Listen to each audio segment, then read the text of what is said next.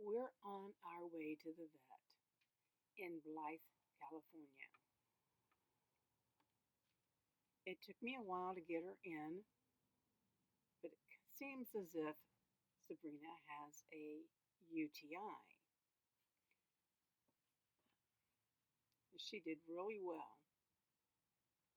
I wanted to show you these mountains. The light and the shadows.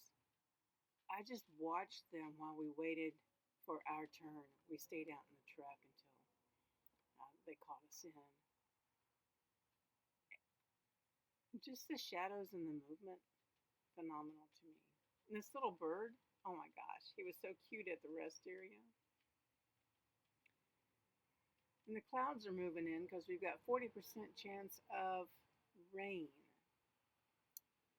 This is what 40% chance of rain looks like.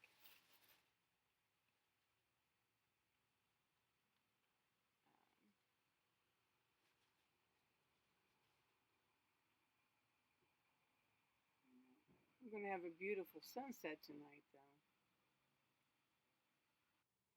I don't know if you can see it, but over by that mountain range is where we're having the actual rain.